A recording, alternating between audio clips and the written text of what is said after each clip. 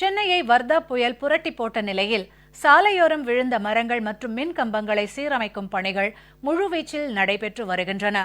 மரங்களை அகற்றும் பணிக்கு மிகுந்த முக்கியத்துவம் அளிக்கப்படுவதால் சாலைகளில் விழுந்து கிடந்த மரங்கள் அப்புறப்படுத்தப்பட்டு வருவதன் மூலம் போக்குவரத்து வேகமாக சீரடைந்து வருகிறது.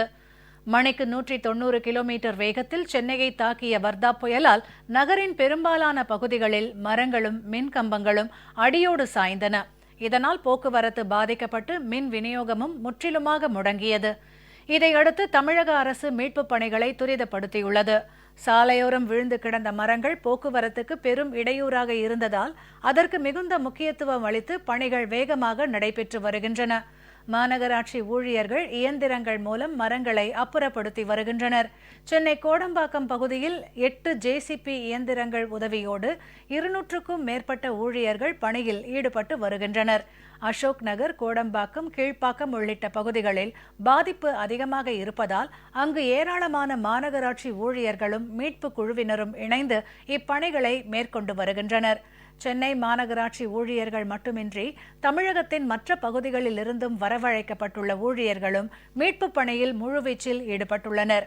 இதேபோல் நூற்றுக்கணக்கான துப்புரவு தொழிலாளர்கள் உதவியுடன் கழிவு நீரை வெளியேற்றுதல், தேங்கிய மழைநீரை அகற்றுதல் போன்ற பணிகளும் மேற்கொள்ளப்பட்டுள்ளன.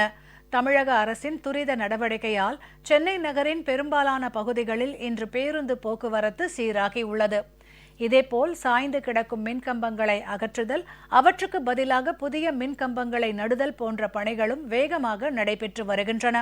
இதனிடையே விழுப்புரம் மாவட்டம் திண்டிவனம் அருகே உள்ள மொளச்சூர் கிராமத்தில் வர்தா புயல் தாக்குதலால் உயிரிழந்த 2 பேரின் குடும்பங்களுக்கு தமிழக அரசு சார்பில் தலா 4 லட்சம் ரூபாயை அமைச்சர் திரு சி.வி. சண்முகம் வழங்கி ஆறுதல் தெரிவித்தார்.